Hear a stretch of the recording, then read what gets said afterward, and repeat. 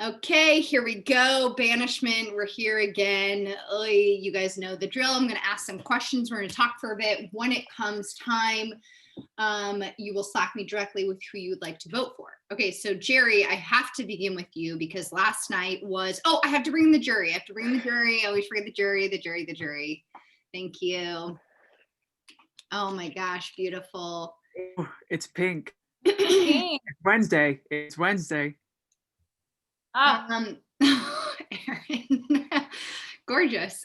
Okay, so Jerry, sorry to go back to you. So yesterday's Banishment, I mean, they're all getting increasingly more emotional each time, but last one felt especially so. And we saw you playing Idol.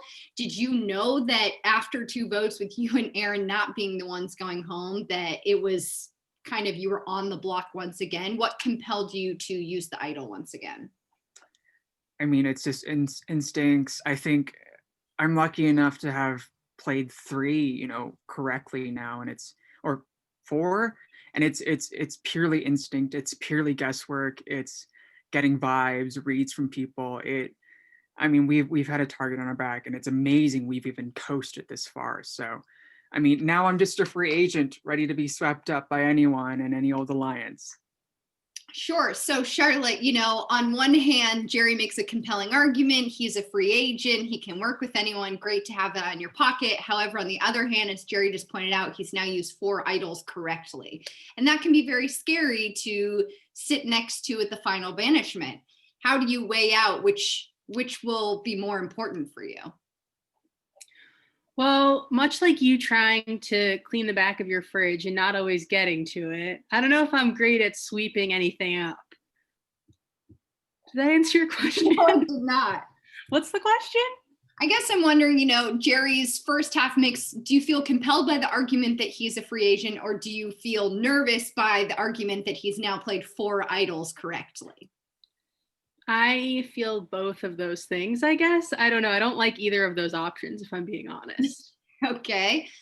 Ben, so yesterday, I know Banishment, there was high emotionality in general, which can happen in Banishments, with all of us playing this game, stressful, on top there's a pandemic, all of that. How did you, go from that Banishment that felt emotional, then you won immunity, you can't be voted out tonight, but kind of to go back and process, how did that work for you? It was just a reminder that this game is incredibly complex, and I think we've all sort of been saying it, whether explicitly or hinting at it over the past few weeks, that this All-Stars game feels a little bit different. Everyone at least somewhat knows each other, and a lot of the bonds are deeper is one. So, the votes carry more weight. 2, at least in the previous season that I played, there were very clear demarcating lines of where people were, and the lines were rarely crossed except by one, a swing vote or 2. And I think this season is just messy in certain ways. There are a lot of ties that are binding. There's no line in the sand. It's like a web. Mm-hmm. And I think the web just continues to trace back on itself the further we get into the game. Sure. So Cam, I mean, I do think what Ben is saying is very apt and makes a lot of sense. How do you figure out within the web which way to go? Is it just based on each vote and this person's safe, this person's not, let's figure it out? Or are you trying to stay true to those more drawn lines that are traditional? Yeah. The theme of All-Stars, the unofficial theme, if you'll allow me to have a theme, is forgiving and trying to move on and figure out how to work with each other, which is worrisome when someone like Jerry gets his closest ally cut off, and then maybe Jerry's willing to forgive and move on, and it might not be with me, and I might go home, and that's bad. I don't know. There are easy votes and there are hard votes. This could be an easy vote. but I've learned in this game that there's no such thing as an easy vote. So here we all So- are. Shannon, when you hear Cam say tonight could be an easy vote, how does that make you feel? I don't think it makes me feel any kind of way. It could be an easy vote or it could be a hard vote. Are you feeling like it will be an easy vote tonight? Yeah, I kind of do. Okay. Unless it's me, but I'm probably also an easy vote, so then it would still be an easy vote. So, Sophie, we saw Jerry successfully play an idol last time. And as this game normally goes, an idol goes out and idol comes back in. Are you concerned that there is a new idol amidst the players and might be played tonight at Banishment? Absolutely. I mean, the only thing scarier than having an idol in the game is having it out of the game and then knowing it's going to drop, because the amount of chaos and paranoia that carries is, a lot. And usually after some time, people end up knowing who has it or whatever. But when it first drops, it's just like, well, fuck it. Anybody could have it. So yeah, definitely a factor. So Hilly, are you, if a clue drops, are you trying to do the math of like who could possibly have that idol? Oh, I don't know if you can do the math of who has the idol. I think we know who at this point, the idol players are, and who is good at finding advantages. I'm laughing at this, just the idea of advantages and idols right now, because contrary to what I said last night, I learned this morning where our idols have been dropping and our advantages. And I was sent on a wild ass goose chase, and I'm owning it because it was very obvious. And I did not, when this game is over, I cannot wait to talk to people who found advantages on how they did it. Because if you looked at me at all today, my freaking photo was changing in Slack. I was throwing up emojis. I was literally throwing things in the air hoping it landed, and I think this is so funny, and I'm truly impressed. If someone plays an idol tonight, I truly will just be impressed, because I had a grand old time this morning looking like a fool.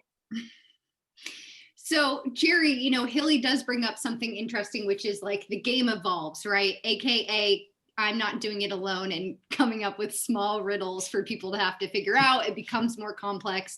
It becomes more difficult. Do you think that favors the players who've more recently played because of that and maybe knowing what to look for? Yeah, I think it's so complex. It's not old school, new school. It's like that distinction does not apply to this game at all. I will say that these clues are absolutely insane. There are so many details that you have to pay attention to, and sometimes there are even misleading details that you could follow through, and it's so confusing. It boggles my mind. The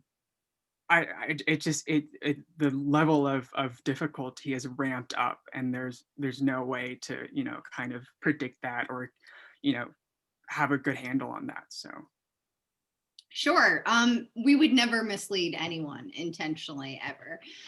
Just kidding. So Charlotte, the thing about this is because we're in Slack and everyone's in their own home, you can't exactly, like, you watch Survivor, you see Tony go off, you know what he's doing, he's physically looking for it. That can be very helpful.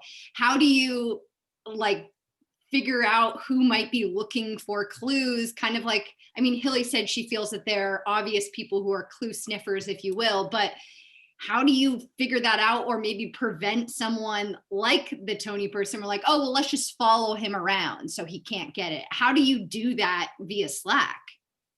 Yeah, I think the Slack of it all is such an interesting element of it. Like, I'll admit, I had a paranoia moment this morning I'm not fully proud of. Like, I think we all have our moments in Slack where it's just like, there are times where 3 minutes feel like 3 hours because you reached out to someone and said, hey, what's up? And you haven't heard back and you don't know who they're chatting with. So I think the Slack element of everything is like, just whether it be trying to find idols, knowing where people are, knowing who's talking to who, it like really can mess with your head. Very fair. I am keeping it shorter tonight for banishment. So with that, it is time to vote. When I say your name, please Slack me directly with who you'd like to vote for. We're going to begin with Ben.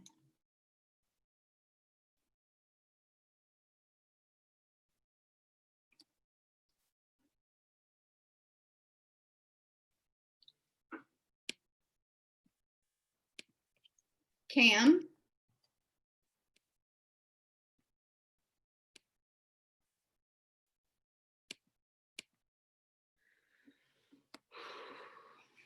Charlotte.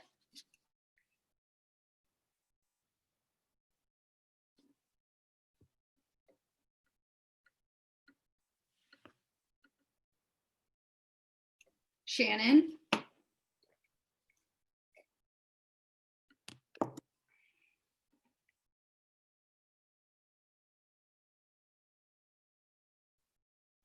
Jerry.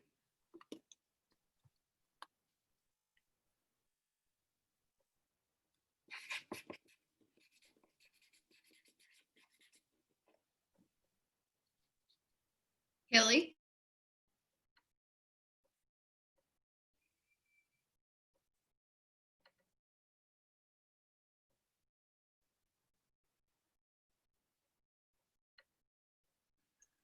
Okay, I'm going to count the votes. Hey, what about my vote? Do you want it? Oh, Sophie, sorry. It's really hard with all the jury people. Listen. I'm sorry. The spelling bee rig was one thing, Kels. This is another. You're claiming I rigged it when your grandmother is the one who typed the word into the chat. Okay, now I'm going to count the votes.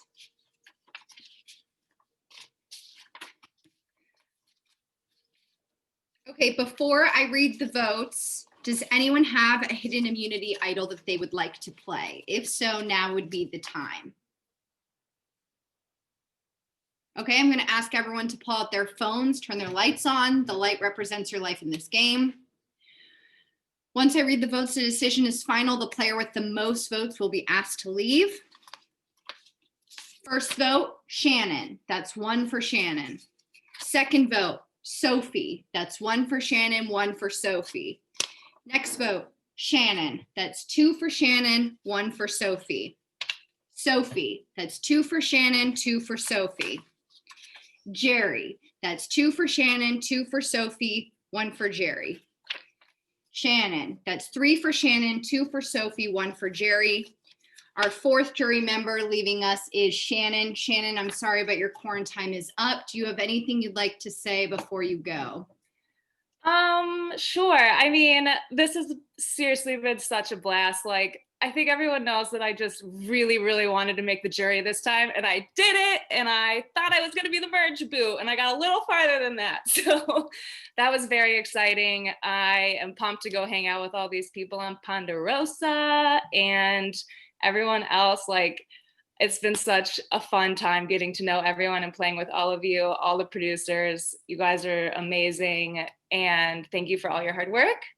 And I am so fascinated to see how this ends and excited I get to cast a vote for a winner this time. Very excited to see that as well. Also, you are the outlasting season 4 player, the season 4 player who made it the furthest. So congratulations to you and for doing that. And you won so many more challenges than Jody, which is really what matters the most. That is what matters. So jury, I'm going to ask that you please turn your video off. We are, of course, going into an instant challenge.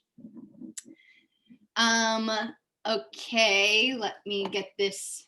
Okay, so this challenge, first off, okay, Marissa and Katie, geniuses, so funny and great. This is going to be a grand old time, and we're bringing back, for anyone who played the November Team Challenge, the card for creation. So let me share this. It says, have yourself a merry little memory challenge. So hold on, let me move this to here.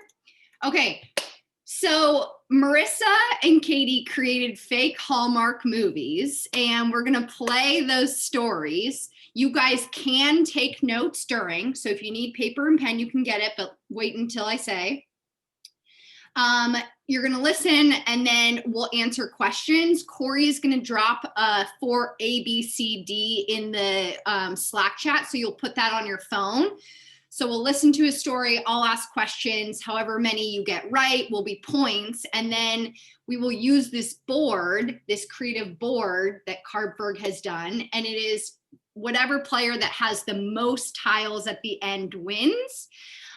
Things we're doing differently than November Team Challenge. There will be some fun, different tiles where you can, well, Cardberg, do you want to say what the fun, different tiles are? I don't want to mess them up. Yeah, there is skip a heartbeat, where on your next turn, one player of your choice has to skip their tile placement, and you can name them on the next turn. Steal my heart, which is on the next turn, you can steal a tile from another player as long as it's adjacent to your tile. Coupled for Christmas, which is basically a double, so you can lay an extra tile if you land there. These definitions are on the board, so you'll be able to reference them throughout. Other things I want to mention about this, hold on, I'm trying to see what you said to me, Marissa. Yes, I'm going to mention that. You can work together, but it has to be done verbally. You can't do it in Slack or the Zoom chat. So like if I wanted to be like, Ben, let's pin in Cam, you're right below. So I'm just using you as an example. Let's pin Cam, we can do that, but everyone would know what's happening. Unlike the November Team Challenge, you cannot barter. There will be no bartering of tiles.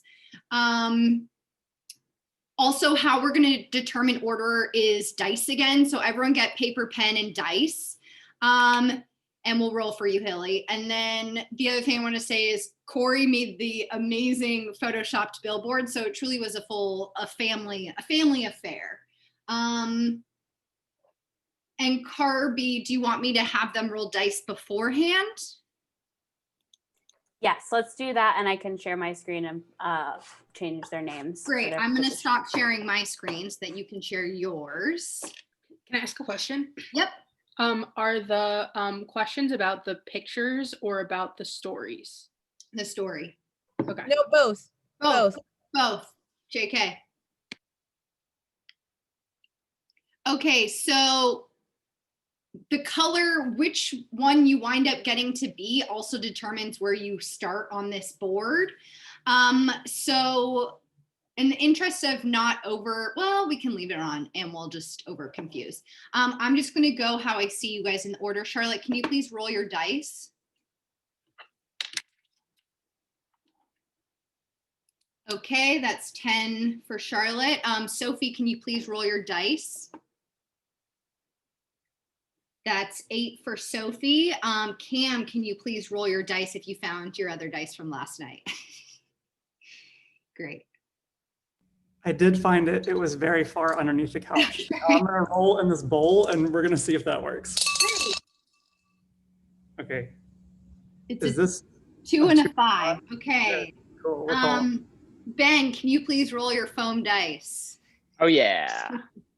Roll away. Wait, re-roll that one or just roll one? Re-roll the red one. 7. Also 7. Okay. Hold on, let me see. Lucky number 7. Jerry, please roll your dice.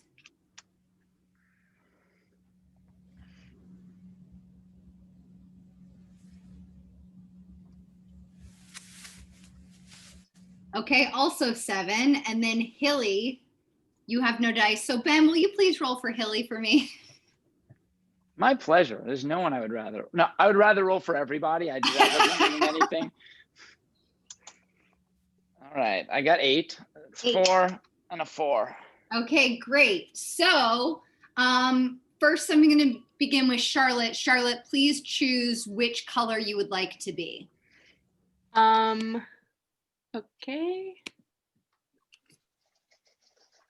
I'll go with orange. Great. And Carby did come up with very fun nicknames for each of you to have. I do love to cuddle. Okay, so Sophie and Hilly tied. So Sophie, I'm going to have you roll again, and Ben, if you'll roll for Hilly again. Yeah, you got it. I know. I'm sorry. Thank you. 5. Okay, Sophie, you get to choose which color you would like to be. I will be the hot pink fuchsia or whatever. The purple one. Great. Yeah, hot pink fuchsia. Okay, Hilly, which color would you like to be?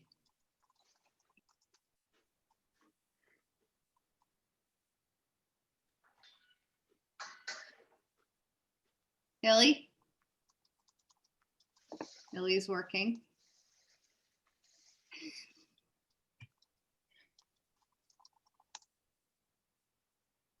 I will choose and I have to divert 4. I'll be back. Okay. And then Ben, Jerry, and Cam, you guys all tied, so I need you to re-roll again. You all tied for 7. Let's see them.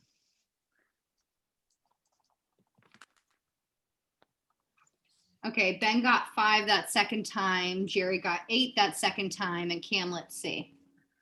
I got 7 again. You got 7. Okay, so we'll begin with Jerry. Jerry, which color would you like to be? Gotta be Lovebird too. Okay, Lovebird 2. I had you pegged for Lovebird too, Jerry. Cam, what color would you like to be? I have not been paying attention to any of this. You get to be green or dark blue? Green or blue?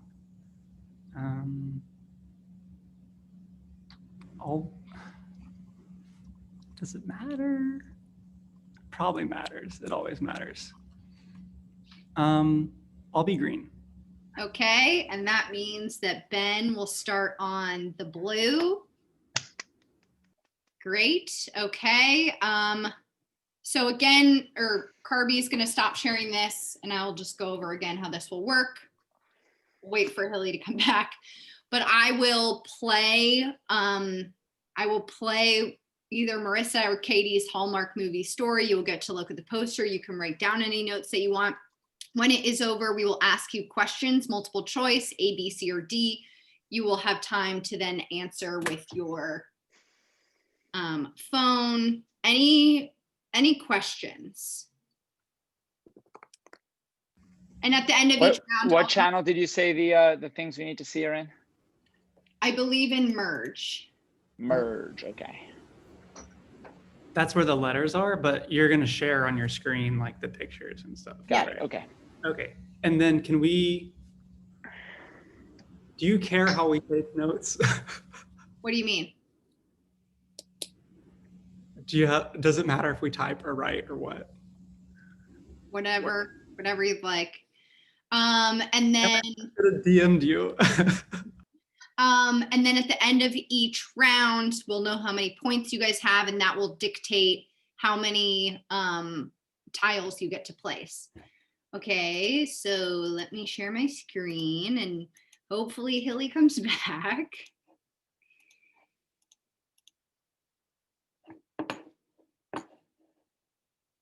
Oh, actually, hold on. I have to make sure that I'm sharing with sound. Share with sound. Okay, I say we give Hilly 1 minute, and if she's not back, we will have to continue on.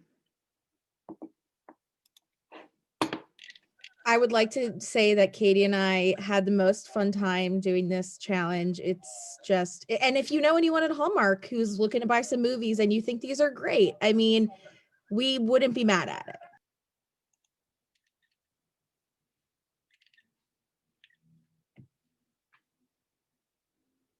Okay, I'm gonna text Hilly just to find out.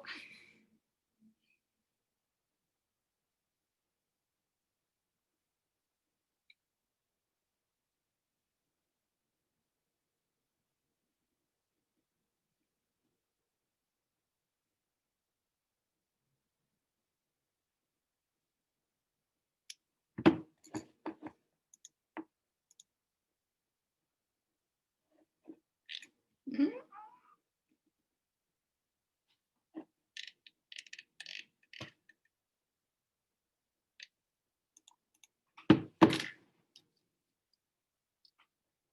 So what's everyone having for dinner?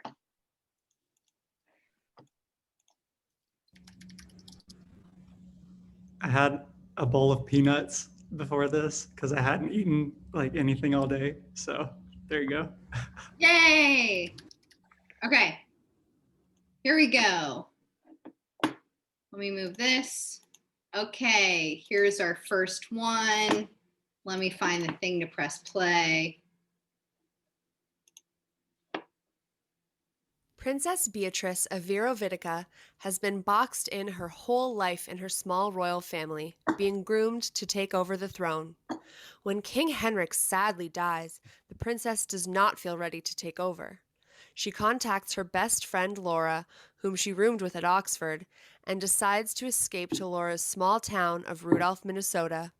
When Princess Beatrice arrives, she asks Laura to call her Bea to keep a low profile. They decide to tell everyone that Bea is a friend from Oxford who studied art history. At the local pub on Bea's first night, it's line dance night, and Laura's boy next door, who is actually the boy next door, Luke, is there and teaches Bea how to line dance. When Laura has to work that week, Luke, a photographer who is just home for the holidays, offers to show Bea around. Luke is a carefree vagabond who has yet to put down roots anywhere, and Bea envies that because she feels trapped by her roots. After a week's time and many Christmas festivities, plus some peppermint hot cocoa, Bea and Luke really connect. Queen Cornelia has given Bea more than enough time to come home, and when she doesn't, the Queen sends an attaché to collect Bea. When the truth about Bea's identity is revealed, Luke is devastated that Bea hid this from him. This starts a fight, leading Bea to say, "How can you be mad at me for hiding this when you were going to leave after Christmas anyway?" Bea, in a state of despair, goes back home with the attaché to prepare for her coronation, leaving a heartbroken Luke behind. Luke is devastated, and Laura tells him to fight for what he wants and actually show what he cares for. It's Christmas Eve, the night of Bea's coronation, and she is both scared and still sad about Luke. Just then, there's a knock at the door. Bea opens it to reveal a dapper Luke. He apologizes for what he said to Bea, and she apologizes for hiding her true identity. They kiss, she becomes the new queen, and they live happily ever after. Yay! Okay, here comes the first question. Which country is Princess Beatrice from? A, Belgravia, B, Cordovia, C, Virovitica, or D, Viltrovia? You will have to show in 5, 4, 3, 2, 1. Please show. The correct answer was C. Sophie, get yours closer. Wait, how do I get that stuff? I wrote it on this, but how do I get those You letters? just typed in C? Yeah, I typed in A. How do I get that? In the I got you. Cam and Hilly received a point for that one. In the Slack channel, Corey dropped all 4 graphics. I missed that very completely. Okay, hold on. Is it in the general? In the merge channel. Okay, great. Fantastic. Okay, here comes our next question. I have to keep going. What do they drink at the Christmas festival? Is it A, hot cocoa, B, peppermint latte, C, eggnog, or D, peppermint hot cocoa?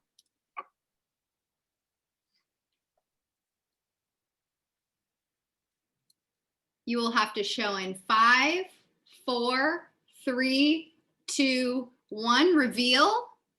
The answer is D. Everyone got a point for that one. Haley somewhat gave it away, but that's okay. Next question. What did Princess Bea study at Oxford? A, political science, B, art history, C, English literature, or D, recreation management? You're going to show in 5, 4, 3, 2, 1. Reveal.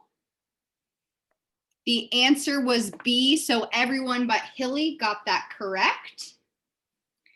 Next question. What skill does Luke teach Bea? Is it A, square dance, B, line dance, C, photography, or D, two-stepping? You are going to reveal in 5, 4, 3, 2, 1. Reveal. The answer was B. Everyone but Hilly got a point again for that one. Next question. What color is Luke's pickup truck? Is it A, white, B, silver, C, black, or D, red?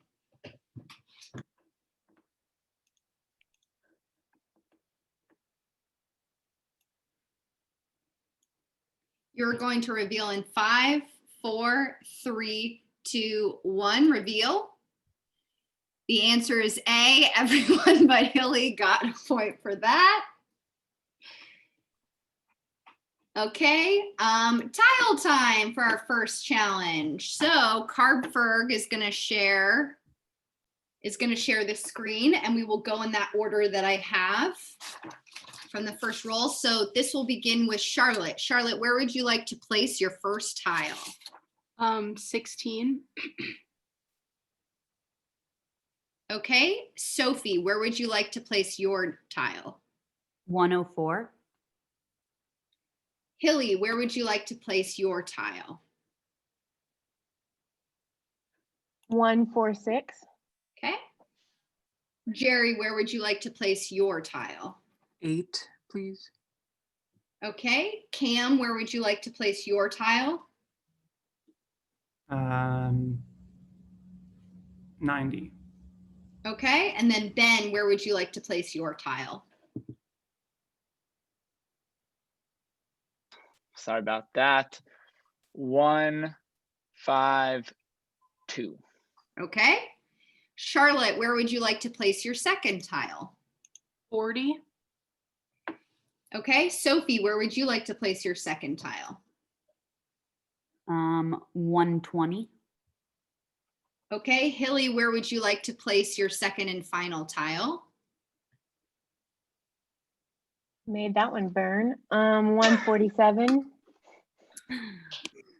I have to say, I got like 20 things going on here. Okay. You have a lot going on. I agree with you. Jerry, where would you like to place your second tile? 32, please. Okay. Cam, where would you like to place your second tile? Or third, whatever tile. Yeah, second tile. 91. Great. Ben, where would you like to place your second tile? 151, please. Okay. Charlotte, where would you like to place your third tile? 39. Sophie, your third tile? 119. Okay. Jerry, your third tile? 31. Cam, your third tile? I have no idea what I'm doing. 92. Okay. Ben, your third tile? 150. Okay. Charlotte, where would you like to place your fourth and final tile? 61.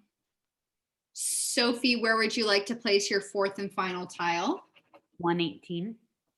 Okay. Jerry, where would you like to place your fourth tile? 53. Cam, where would you like to place your fourth tile? I'm trying to like even know what the different powers are.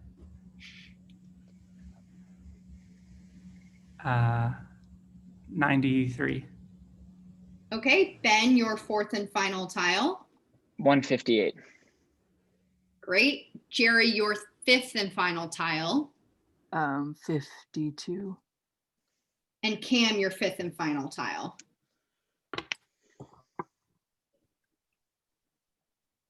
75. Great. That completes round one. We are now going to go into our second story. Okay, and here we go. Let's see. Cassidy Clearwater, played by Leanne Rimes, is considered one of the most popular country singers today. What the world doesn't know is that Cassidy's spotlight is dwindling and her tour was just canceled. After some pleading from her parents, who haven't seen her in years, Cassidy reluctantly heads home to Snowfall, Wyoming. When she arrives, her rental car cannot take the ice and she skids off the road, although not in a dangerous way. Just then, a big pickup truck pulls over. Brady, played by Eddie Cibrian, Cassidy's ex-fiancé, steps out to give her a hand. After some banter and dismissal of needing help, Cassidy accepts Brady's ride to her family ranch. Once there, Cassidy's family greets her, grateful to finally see their daughter after so many years, making Cassidy feel some guilt.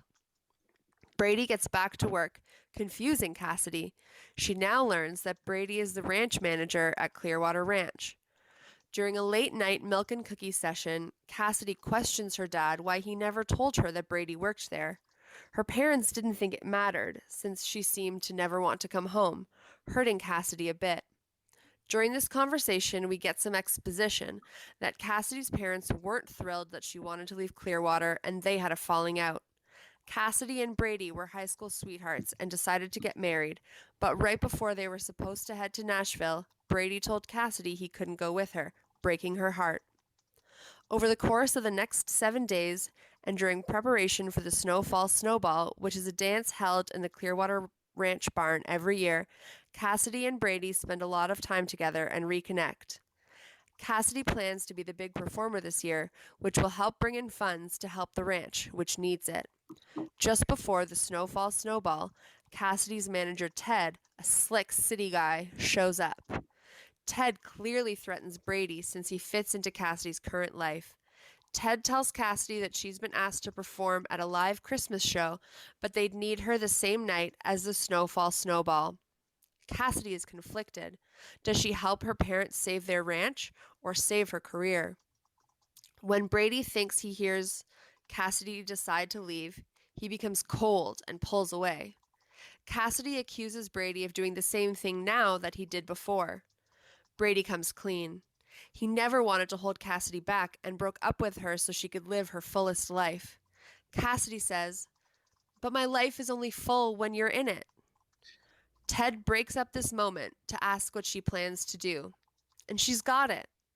At the Snowfall Snowball, Cassidy is about to go on stage when Brady stops her and gives her an early Christmas present. It's the engagement ring from when they were younger. Cassidy runs on stage to a huge crowd and a live stream of the Christmas concert, singing Wide Open Christmas, a new version of Wide Open Spaces by the Chicks. After the show, she runs over to Brady. They kiss, she's still famous, and they live happily ever after. Beautiful. I'm Okay. getting full body chills listening to this. Okay, our first question is, what is Cassidy's manager's name? Is it Tim, Tom, Ted, or Tad?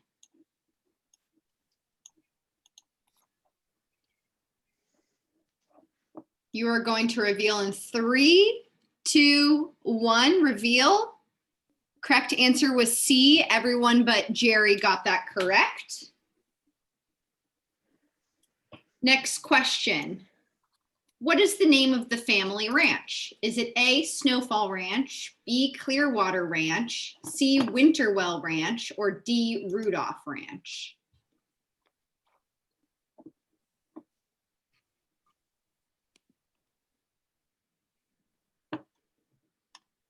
You are going to reveal in 3, 2, 1. Correct answer was B. Everyone got that correct. Next question.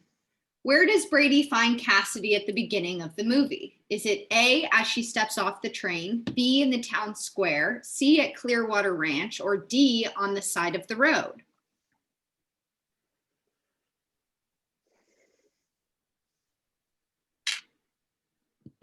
You're going to reveal in 3, 2, 1. D, everyone got that correct. Next question. Who sings the song Wide Open Christmas is based on? A, Faith Hill, B, Bonnie Raitt, C, The Chicks, or D, Leanne Rimes? You're going to reveal in 3, 2, 1. Let's see. Everyone but Cam. I don't know famous people. Okay, next question. What is the tagline of Wide Open Christmas? A, it's time to fix some past mistakes. B, room to fix some past mistakes. C, always in perfect harmony. And D, a song will mend a broken heart. You are going to reveal in 3, 2, 1. Let's see. Correct answer was B. Everyone but Hilly got that correct.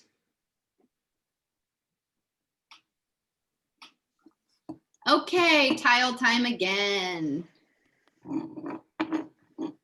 Hey, Kelsey, Mhm. is it allowed for you to tell us how many places we have before we even start any of this? Absolutely. Thank you Thank for you. asking that. Charlotte has 5 tiles. Sophie has 5 tiles. Hilly has 4. Jerry has 4. Cam has 4. And Ben has 5. Kelsey, Yep. can Hilly, Jerry, and Sophie, did you get that third question right? Do you remember? I did. I got that. Marissa, I'm keeping track on my own paper. Okay. I'm not I going think I off. did. Okay. I only missed the last one, I think. Yep, we're good. Okay, so Charlotte, please place your first tile. 60. Sophie, please place your first tile. Wait, so I have a question. Can I go on this purple tile or, Yes. okay, then purple tile.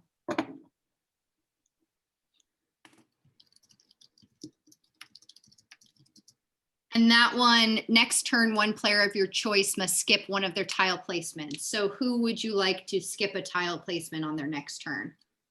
She can wait until the next round as well. Okay, great. Don't listen to me. Next one will be Hilly. Please place, where would you like your first tile? Can I ask a question? Because I think I missed a lot of directions earlier. Yes. What is the, how do you win? It's the most tiles at the end. And so you Okay. can always work together to block people out. There Gotcha. Okay. are fun tiles that have different things. Thank you. That's what I thought. I just wanted to make sure. I am going to place on 137, please. Okay, next we're gonna go to Jerry. I'll do 72. Okay, next I'm gonna go to Cam.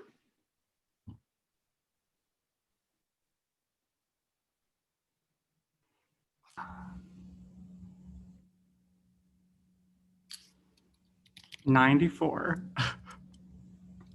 Okay, next I'm gonna go to Ben.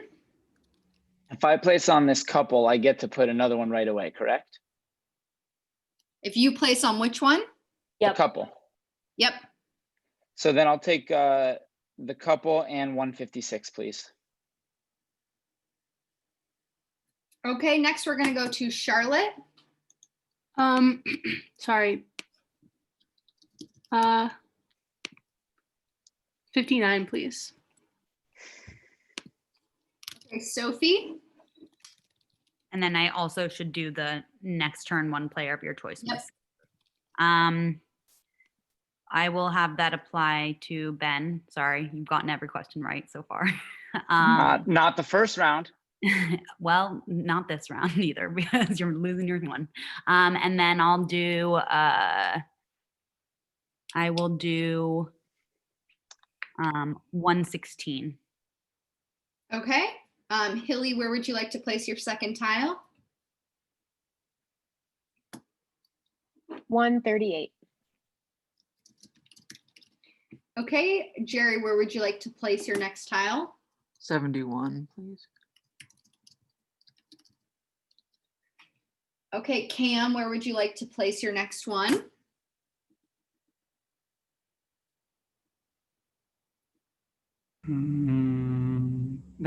That's steal a heart. Okay, so next turn you will get to steal one tile space from another player as one of your tile placement turns. Okay, skipping Ben, I'm going to Charlotte. 80. Is that right? Yes.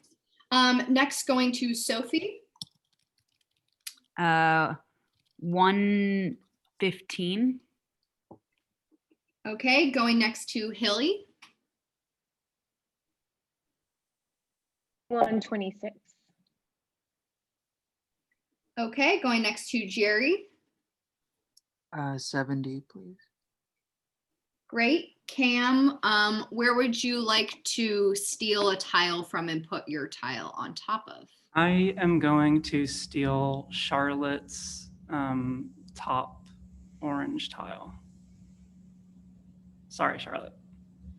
Unfortunately, that's not a legal move. It has to be touching one of your tiles. Oh, Well, I didn't read it right. I was like, we're gonna go on vacation.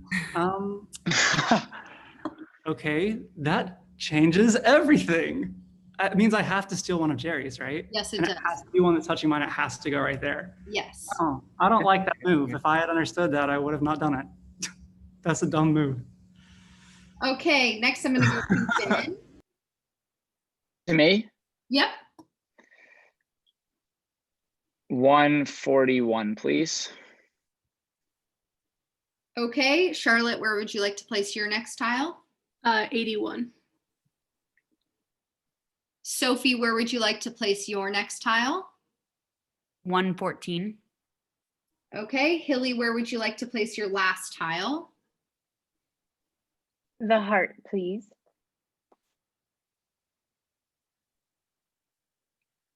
Great, so I think you get your second one right now, right? I thought it was next turn. I don't know. That was a steal, and I don't think you can use it. Oh yeah, sorry, I got confused by looking at the hearts. Next turn, right? The mistake that I made. It has to be a tile that's touching yours. So that's worth noting. Oh, I have to. Yeah, I didn't realize. Stolen tile. I Okay, didn't realize okay. either. But so, do you have to use it on the next turn, or can I save it until I want to use it? Let's have you not put your tile on that one, and you can choose a different one because your turns elapsed for this round, and they wouldn't carry over into the next. Oh, they don't carry over. Okay, sorry, I didn't hear that No rule. worries. Got it. Thank you for letting me have a moment. Mhm. Then I will do 125. Great. Thank you, Gary, Pam. Gary, where would you like to place your last tile? I think it says 50. Okay, Cam, where would you like to place your last tile? Let's say 110. Okay, Ben, where would you like to place your next tile? 140. Okay, Charlotte, where would you like to place your last tile? 99. Okay, Sophie, where would you like to place your last tile? 113. And Ben, where would you like to place your last tile? 128. Great, that is it for this round. We will go into our next one. And the order of placement holds through to the rest of the game. There's Yep. no re-rolling. There's no re-rolling. Okay. Okay, here comes our next one, round 3, Christmas with Care. Mark Nightingale is an architect in the big city. He gets a call from the lawyer managing the estate of the aunt who raised him because there are some stipulations regarding his aunt's will. Mark tells his boyfriend Tad that he has to travel home to Spruce Park, Minnesota to handle this business and to sell his aunt's house. Tad kisses Mark passionlessly and tells him that he will see him for the holidays. Mark finds out that he needs to spend one last Christmas in the house before he's allowed to sell it. He goes home to the house where he grew up and notices that it is in a state of disrepair.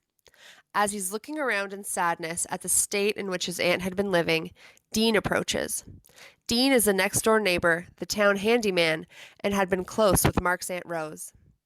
Dean asks who he is, and they are immediately at odds. Mark is wondering who this man thinks he is, and how, if he was so close with Rose, why was the house such a mess? And Dean is unhappy because Rose always talked about how she wished Mark would visit more. Mark decides that he needs to renovate the house in order to sell it quickly after the holidays, and when he asks his lawyer who would be good to help, he is told there is only one person in town for the job. Of course it is Dean. Dean agrees to help Mark renovate the house because he has become attached to it and secretly wants to eventually buy it.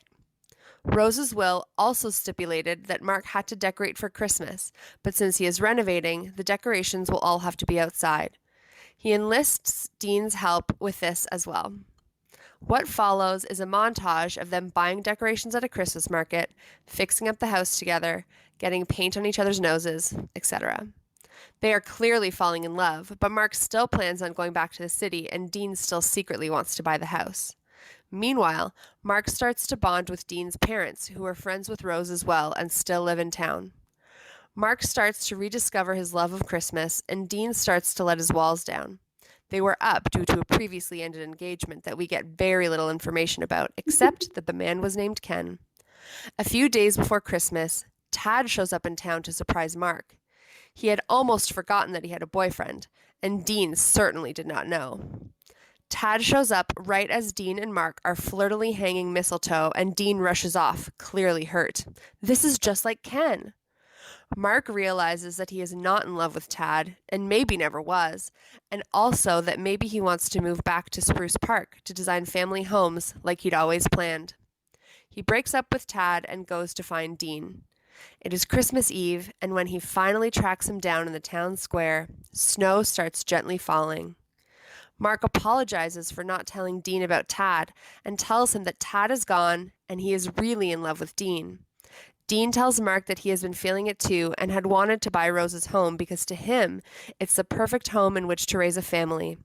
And now that Mark is staying, maybe they can raise their family in it. They kiss, look up at the gently falling snow, and live happily ever after. Beautiful, beautiful story. Okay, our first question. What is the name of Mark's city boyfriend? Is it A, Tim, B, Tom, C, Ted, or D, Tad? You are going to show in 3, 2, 1, reveal. Sophie, I'm sorry, I can't take, you have a text message. That's not a letter. Everyone but Sophie got that correct. Okay, next question. What is Mark's job? A, a house flipper, B, an architect, C, an interior designer, or D, a home stager? Wait, Kels, I can't find them again. Can you?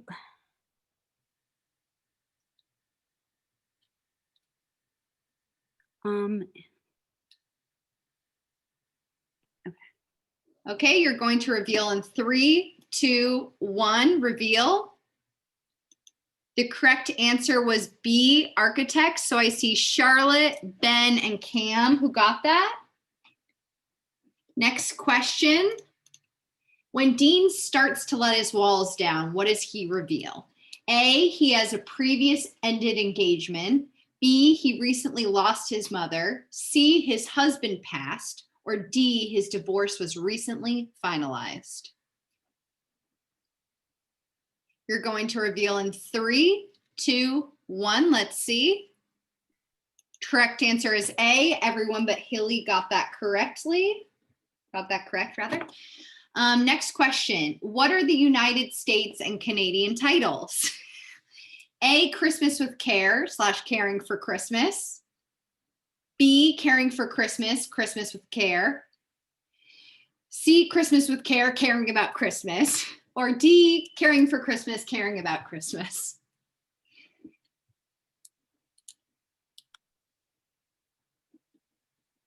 You're going to reveal in 3, 2, 1. Let's see. Correct answer is A. So all but Sophie and Hilly got that correct. I didn't know Canada had different titles until this. What color are the lights on the awning? Is it A, red, B, red and green, C, green, or D, white?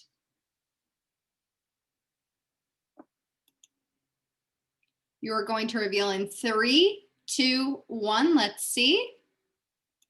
Correct answer is C. So Sophie, Charlotte, and Cam got that correct. We're going to go back to the tiles for round 3. We will have one more round after this. Okay. There are 2 rounds after this. Oh, 2 rounds after this. Sorry.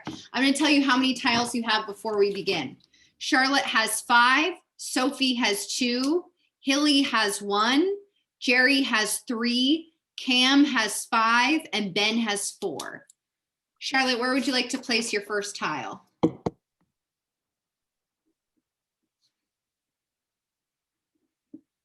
I'll do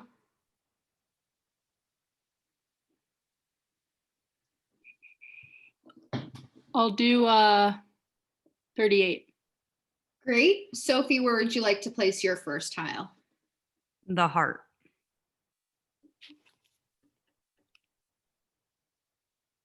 Okay, so next one you can steal, and you can steal from either Hilly or Ben, basically, for the next round. Okay, Hilly, where would you like to place your tile?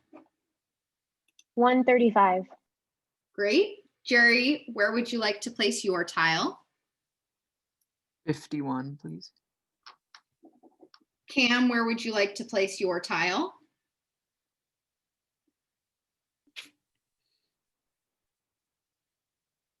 $111 sounds great. Okay, Ben, where would you like to place your tile?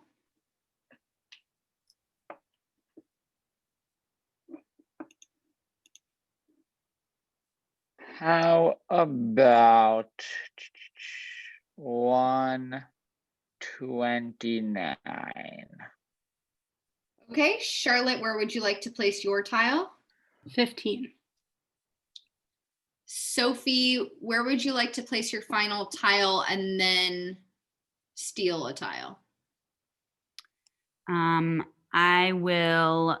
Wait, sorry, just clarification. Is it a steal and a place or the steal instead of a place? Just for clarification. The latter. It's steal Oh, instead I of a place. misspoke. So you're stealing your place. Your tile, rather. I will take the one that Ben just put. Okay. Next, I'm going to go to Jerry. Where would you like to place your next tile? Coupled for Christmas. Okay, and you do get to place an extra one right now. Where would you like to place that?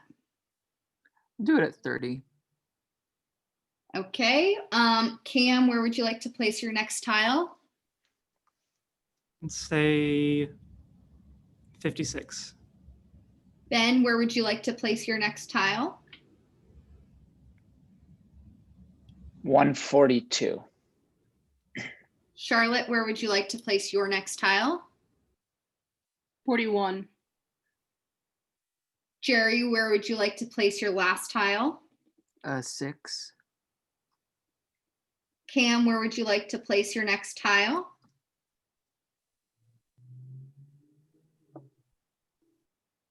$57. Ben, where would you like to place your next tile? 130. Charlotte, where would you like to place your next tile? 42. Okay, Cam, where would you like to place your next tile? 95. Ben, where would you like to place your final tile? 131. Charlotte, where would you like to play your final tile? 43. And Cam, where would you like to play your final tile? 35. Great. Okay, I'm going to go into our next one.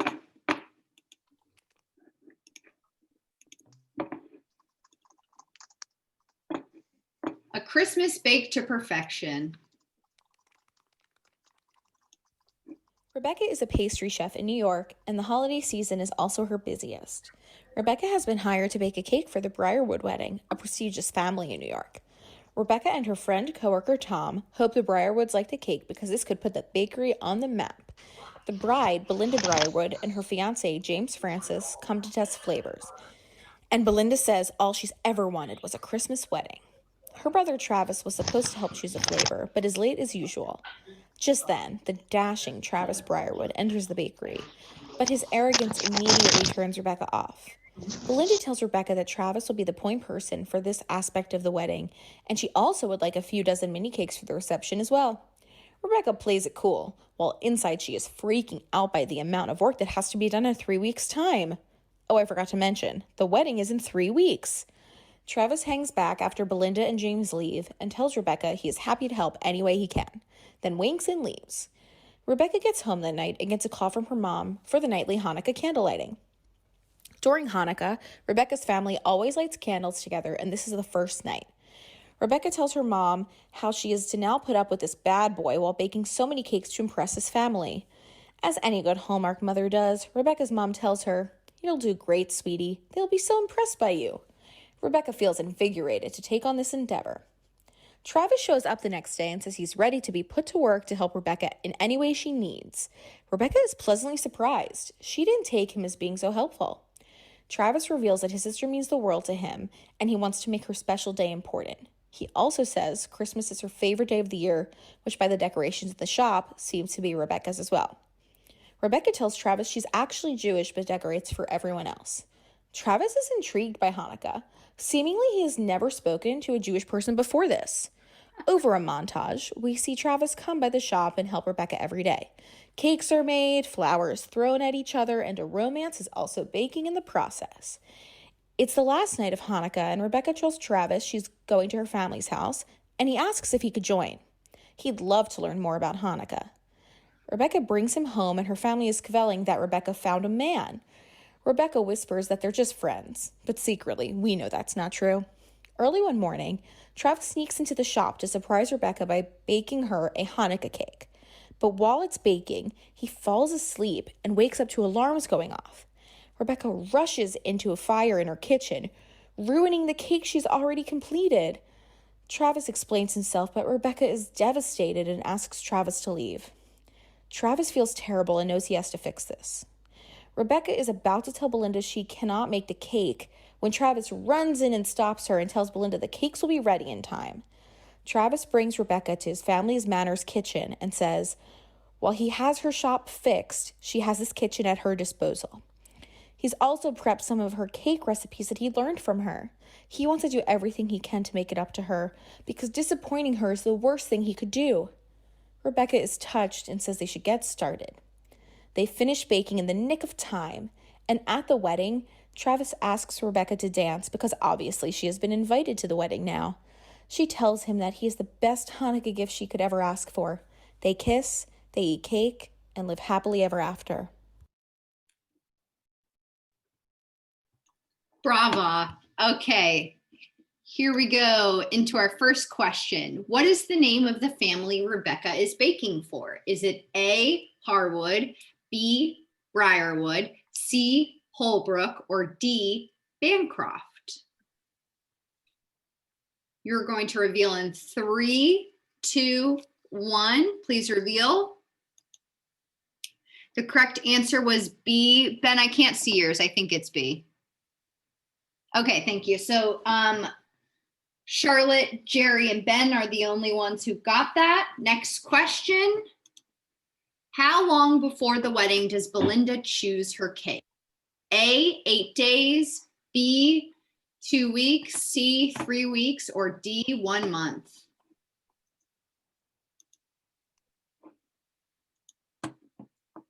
You're going to reveal in 3, 2, 1. Let's see.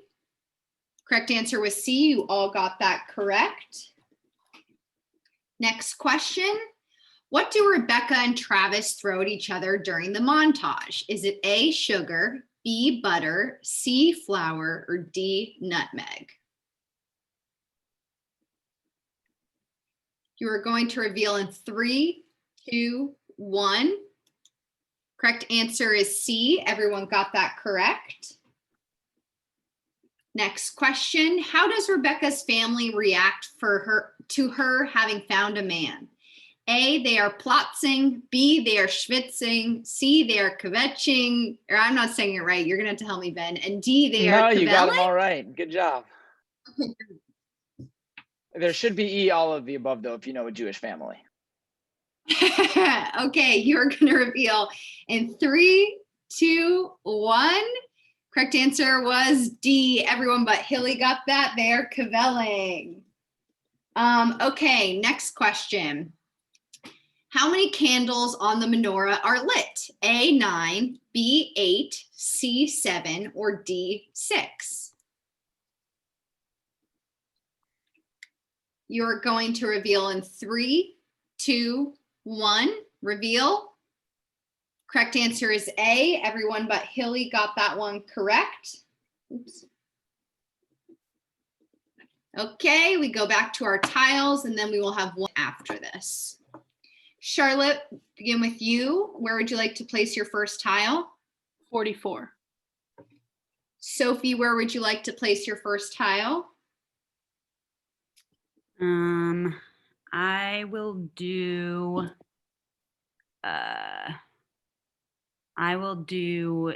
87. Okay, next we're gonna go to Hilly. 134. Great. Next, I'm gonna go to Jerry. I'll do 7. Okay, next I'm gonna go to Cam. 36. Okay, and next I'm gonna go to Ben. 132. Okay, Charlotte, your second one. I'll take Coupled for Christmas. And I'm hoping it's gonna happen for me this year. Okay, where would you like to put your extra tile? Can I take the Skip a Heartbeat one? Sorry, Cam. I feel like you're coming for me. I was hungry for it. Yeah, but you picked me last time and you didn't get it, so. Okay, next I'm gonna go to Sophie. I will do 88.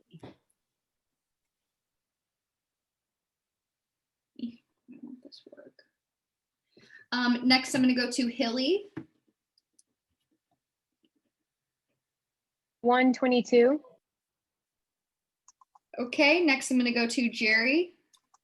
I'll do 5. Next I'm gonna go to Cam.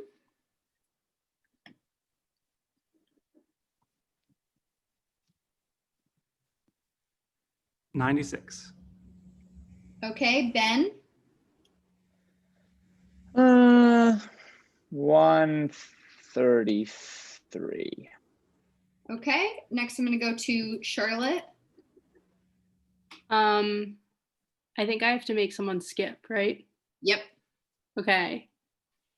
What I would like to do, if this feels cool, is I'd like to do Hilly because you, with all due respect, have no chance of winning. So I'm gonna. Doesn't have a turn, so that's not a legal move. Oh, I can't do. Oh, Her turns are done for this round. well, can I just do it for the next one? Carby, what do you feel? She says no. Okay. So who can I do? You can do everyone but Hilly. Cool. Just burning bridges left and right. Okay, sorry, Ben. Why? I mean, Okay, I'm going. And Charlotte, did you place? Good answer. Did you place a tile? do I also do that? Yep, you just wait to name the person until this round.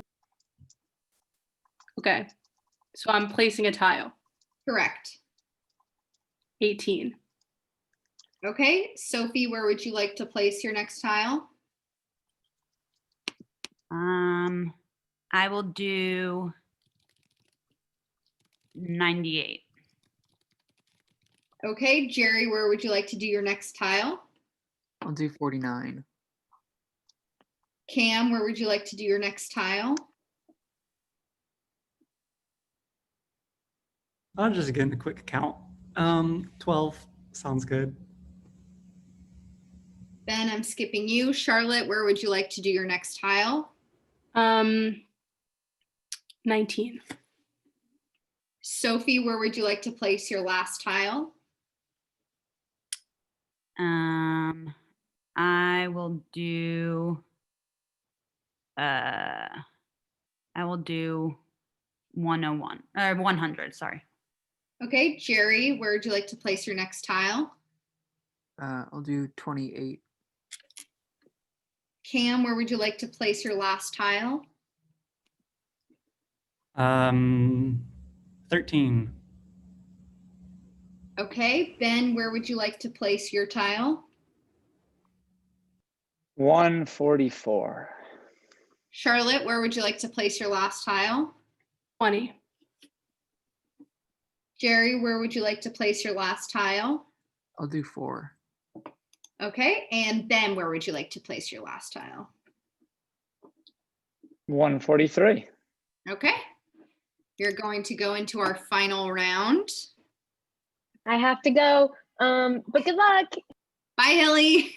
Bye, Hilly. Good job. There we go. Okay. Here is our final one. I hope we aren't voting after this. We are not voting after this. I'm fine to reveal that. We are not doing another banishment tonight. Great. Holly Adams lives in Mistletoe Creek, Vermont, where she works and helps her parents run their family tree farm. Holly has never left Mistletoe Creek, and this farm is everything to her. Kelsey, something's In wrong New with the York, audio. I think Ben Miller get has it. Okay, let me redo I it. was like, wow, this round's real hard. I promise I don't talk that fast. I know I talk fast, just I didn't do that. We're Okay, just selling cards. stop me if it doesn't work again. Holly Adams lives in Mistletoe Creek, Vermont, where she works and helps her parents run their family tree farm. Holly has never left Mistletoe Creek, and this farm is everything to her. In New York, Ben Miller has a fast-paced life at a real estate development firm. He and his coworker, Raquel, seem to have a bit of a flirtation. They clearly have been on a date or two. Ben's boss tells him he has to go to Mistletoe Creek, Vermont, to assess a property that is currently a family-run farm to turn it into a residential development. Ben says, "But Christmas is in 10 days. Can't this wait until the new year?" Ben's boss says no.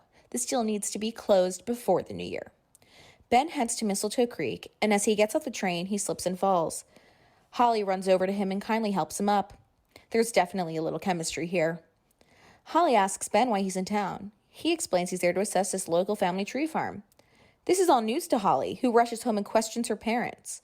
Holly's parents, Joe and Martha, explain that they are reaching the age where they're ready to retire and thinking about selling. Holly is dismayed. How could they do this without telling her?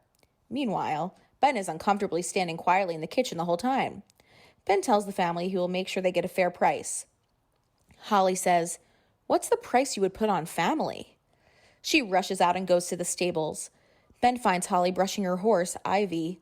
Holly tells Ben before he decides anything, she wants to show him what Christmas in Mistletoe Creek, and the tree farm in particular, is all about.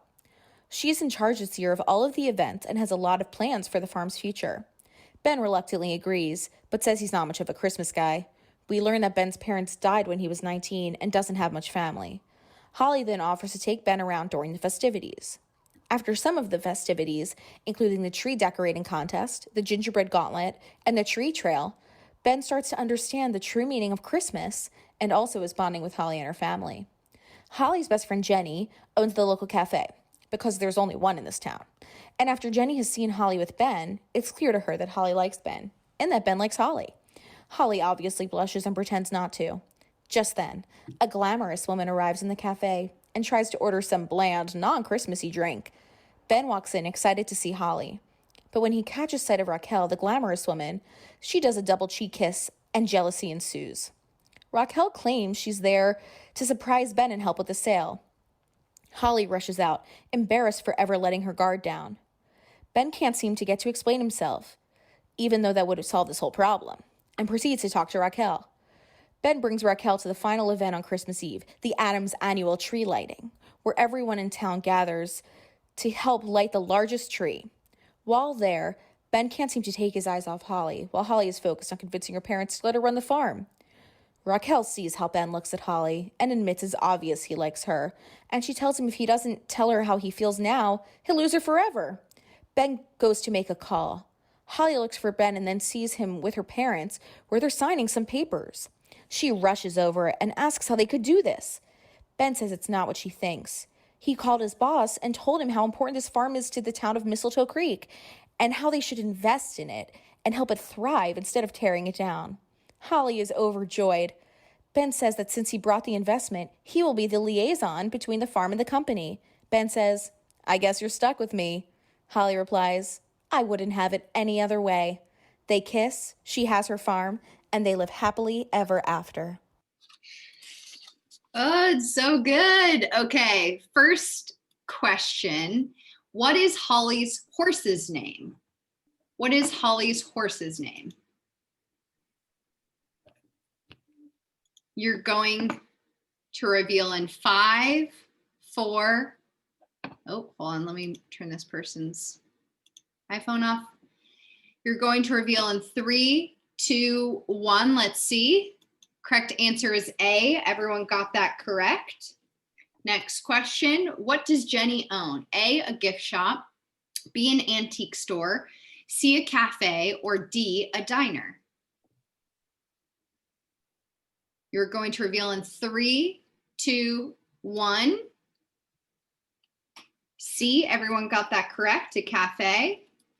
Next question. What happens with Ben that makes Holly rush over? A, he shakes her dad's hand. B, Raquel kissed his cheek. C, he is signing papers. Or D, Raquel squeezes Ben's butt.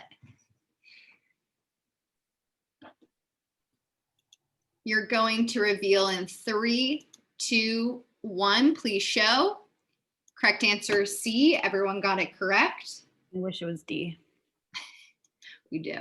What is one of the 3 holiday festivities in Mistletoe Creek? A, Christmas cookie contest, B, gingerbread gauntlet, C, traditional tree trimming, or D, Christmas scavenger hunt? You're going to reveal in 3, 2, 1. Show. Everyone got that correct. It is the gingerbread gauntlet. Next question. How many poinsettias are visible in the poster? A, 3, B, 4, C, 5, or D, 6?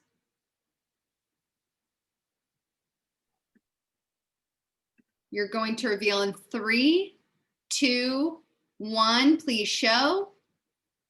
Correct answer is B. Only Shar and Cam got that correct. And now it is time for our last tile placings. Cam and Charlotte got 5 tiles. Everyone else got 4 tiles. We will begin with Charlotte. 62. Okay, Sophie. 86. Jerry. 27. Cam. I think it's over, right? I'm just Yeah, gonna I think it's, I mean, I'm mathematically eliminated. I'm gonna take skip a heartbeat just for the fun of it. Keep it competitive. Great. Okay. Ben, where would you like to place your next tile? 139.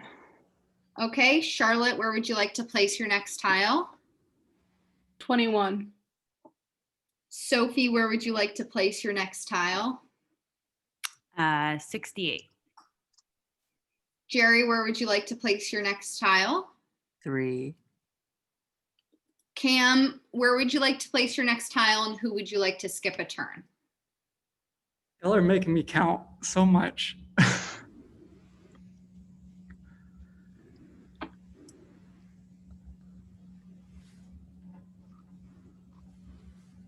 I think I'm gonna skip Charlotte. Sorry, I'm so obsessed with you. Clearly, you keep picking me. I know. Sorry. 77. Okay.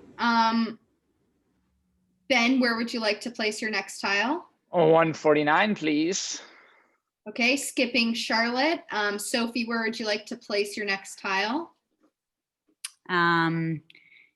85. Jerry, where would you like to place your next tile? 2. Okay, Cam, where would you like to place your next tile? 74. Ben, where would you like to place your next tile? 148. Charlotte, where would you like to place your next tile? 14. Sophie, where would you like to play your next tile? 103. Or that's your last tile also. Jerry, where would you like to place your last tile? 1, please. Ben, where would you like to place your last tile? 160.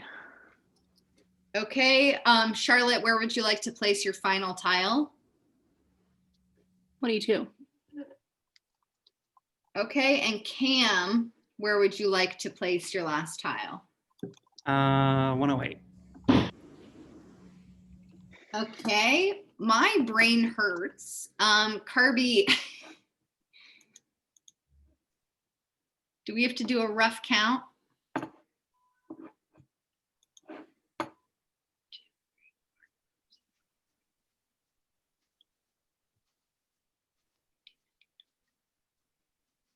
Okay. I count Char has 25.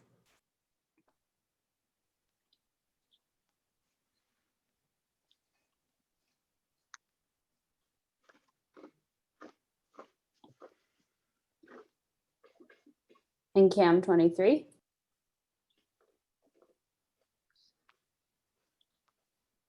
I put Jerry and Ben totals in the Slack, but they had Jerry was 22 and Ben was 21. Okay, so that means that Charlotte has won individual immunity again. Kirby, you can stop sharing whenever you get the chance. As I said, there's not another banishment after this. So tomorrow will be banishment at 6:30. No one got boxed out this time because the board was bigger. I see fans asking about that. Tomorrow's banishment, Charlotte is immune and cannot be voted out. We will be here tomorrow. If you missed anything, catch up on our YouTube. Confessionals are on Instagram. And make sure you go check out QR Reply tonight is with Jake and Mary Holland, who played season 2. So make sure you check that out. Everyone else have a wonderful night, a happy holidays, a Christmas caring Christmas, and have a good night. Bye.